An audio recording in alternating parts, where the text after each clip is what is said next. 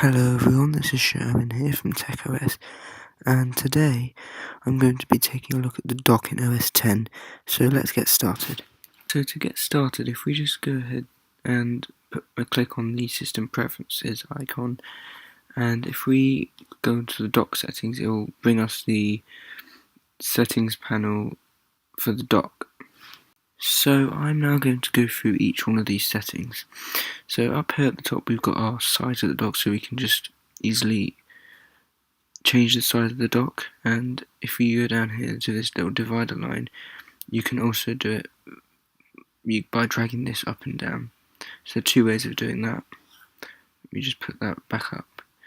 Here we've got magnification. Now as you see, if I hover my mouse over, the dock the icons magnify themselves, so it's easier to see. However, if I turn that off, as you can see, it no longer does that. And with magnification on, I can change how much it magnifies. So you can see it doesn't vary very much, but if I put it up here, it will magnify a bit more, but if I put it on max, then it will magnify a lot more. So I just tend to have it in the middle.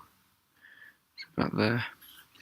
You can choose the position on the screen, so you can have it left, the bottom, or the right. I just tend to keep it on the bottom. And you can choose to minimize windows using the Genie effect or the scale effect.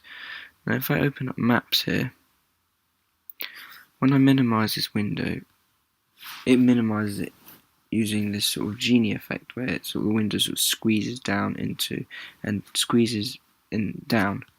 However, if I use the scale effect, it does sort of more like windows, so it sort of scales it down. So I prefer to have the Genie effect, just because using the scale effect reminds me of windows, as I just said. Over here we've got double click a Windows title bar to minimize. So if I turn this on and open maps again, if I double click on this window bar area up here, it will minimize it. And if I turn it off and retry, it will just make it bigger. So that's an option that you can choose. You can choose to minimize windows into application icons. So if I turn this off, then when I minimize it, it adds a sort of thumbnail down here at the bottom, which I can then click on to reopen the window. However, if I decide to turn this feature on, then every time I minimize a window, it will put it into the actual icon for the relevant app. So I find that better, because it just keeps your dock looking more tidy. I can animate opening applications. So if I go into maps and just quit that, as you see, when I click on it, it just opens maps.